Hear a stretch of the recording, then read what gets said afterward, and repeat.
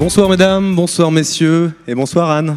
Bonsoir Benoît, bonsoir à toutes et à tous et bienvenue au théâtre Louis Escande pour la toute première édition des Trophées des maires de Saône-et-Loire. Cette soirée, nous la devons au journal de Saône-et-Loire, mais aussi à l'association des maires des communes rurales de Saône-et-Loire. J'invite leurs présidents respectifs, Pierre Fano et Jean-François Farinck, à venir nous en parler.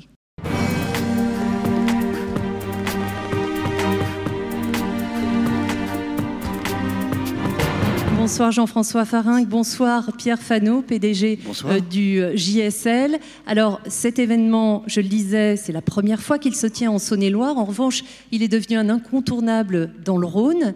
Quels sont les objectifs d'une soirée comme celle-ci ? Les objectifs d'une soirée comme celle-ci sont très simples en fait.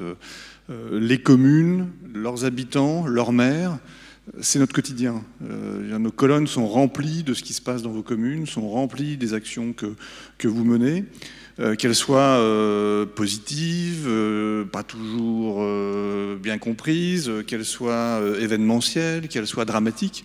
Les communes, c'est vraiment le contenu de nos journaux. Et il nous a semblé important, une fois par an, de mettre en lumière les gens qui pilotent ces collectivités, les maires, et de les mettre en avant sur des actions positives, parce que nos territoires sont pleins de belles actions, plein de belles initiatives.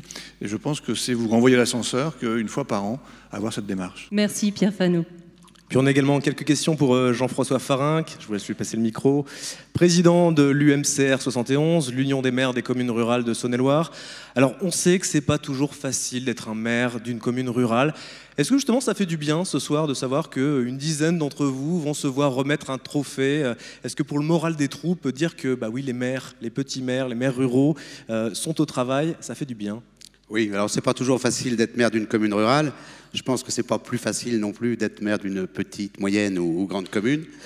Mais effectivement, ce soir, les maires ruraux sont à la tête de petites collectivités, peu de personnel, ils font beaucoup de choses eux-mêmes, beaucoup de bénévolat. C'est des soirées, c'est des journées entières qui sont consacrées donc à la commune. Et se pencher sur quelque chose de positif, sur 12 succès de nos communes, nous a paru donc une initiative très intéressante.